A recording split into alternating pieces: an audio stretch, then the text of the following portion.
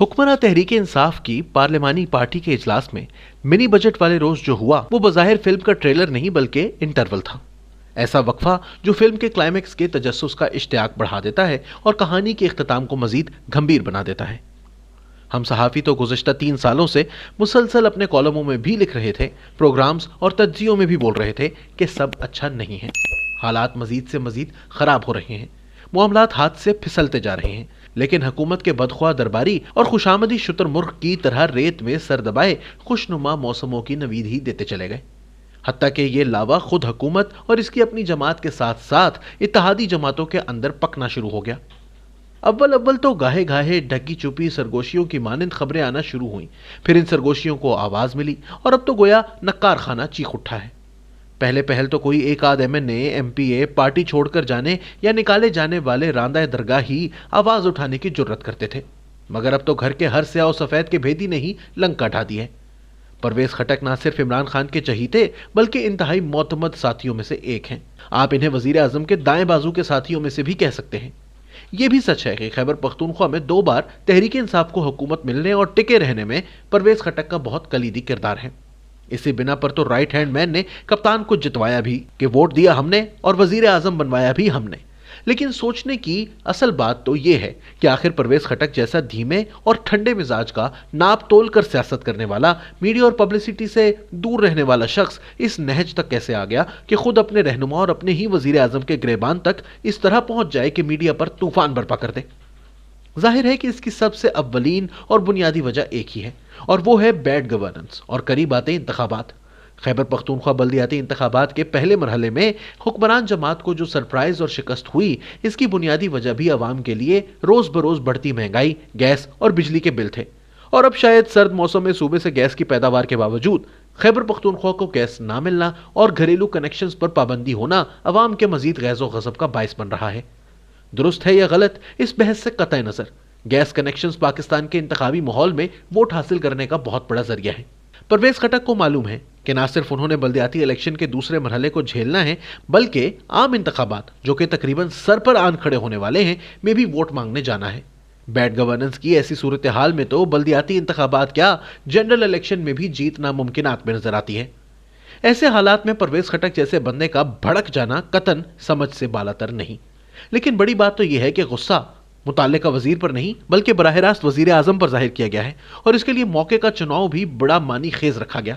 यानी जिस रोज कप्तान को अपने इंतहाई करीबी साथी का एतमाद और वोट मैनेजमेंट के लिए दरकार था, जिस पर यही साथी दीगर कई रुफका के हम आवाज पहले ही शदीद तहफ़्फ़ुज़ात का इजहार भी कर चुका था।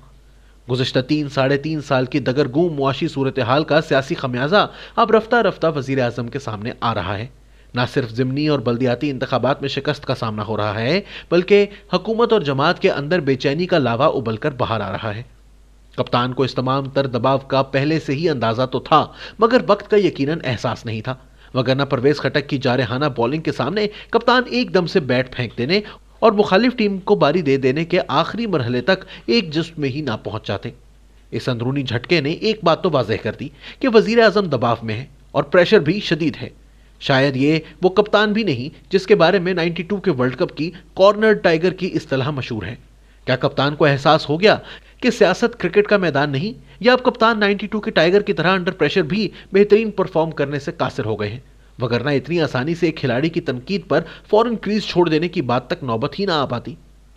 एक तरफ अवाम का प्रेशर जो रोज बरोज दिन दुगनी रात चौगुनी तरक्की करती महंगाई से नाला है, दूसरी जानिब अपोजिशन के बदलते पैंतरों का प्रेशर, मुखालिफ सियासी जमातों की मुसलसल इंतखाबी फतूहात का प्रेशर, इत्तेहादी जमातों की नाराजगियों का प्रेशर, हुकूमत और जमात के दरून खाना पकते लावे का प्रेशर, इन तमाम अनासिर के मुश्तरका दबाव का नतीजा आने वाले चंद दिनों या हफ्तों में ही लगाया जा सकेगा कि कप्तान इन चैलेंजेस से निमटने के लिए अब किस सूरत हाल में है।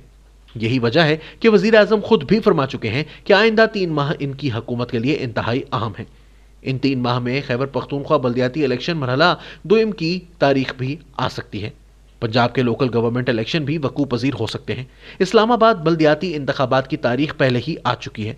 अपोजिशन के 2 अलग अलग लॉन्ग मार्च भी हुकूमती आसाब टेस्ट करने को तैयार खड़े हैं।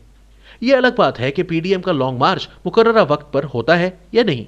इन्हीं सफात पर अपने गुज़िश्ता कॉलम्स में जिक्र कर चुकी हूं कि कम अज कम मुझे PDM का लॉन्ग मार्च सड़कों पर आता नजर नहीं आता। पहली वजह कि अगर केपी और पंजाब लोकल गवर्नमेंट की तारीखें आ गईं तो मार्च करना नामुमकिन है। दोयम 23 मार्च की तारीख अप्रैल में आने वाले माह रमजान के इंतहाई करीब है।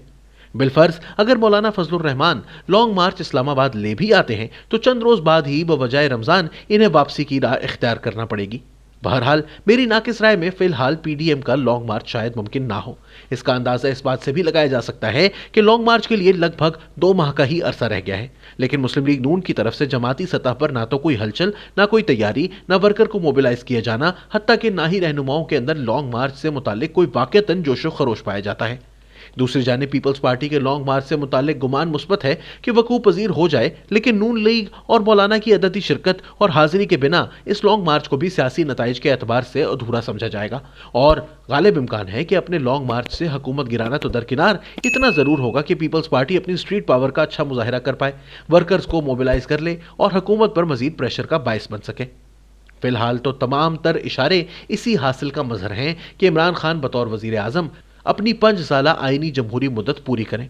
यह मगर अलग बात कि हर गुजरते दिन, महीने और साल में कप्तान की गिरफ्त हुकूमती और इंतजामी मामलात पर बज़ाहिर कमजोर पड़ती जाए, अंदरूनी दरारें मजीद गहरी और वाज़ेह होती जाएं और आखिरकार कप्तान हुकूमत तो बचा ले मगर साख बचाने में शायद नाकाम ठहरे।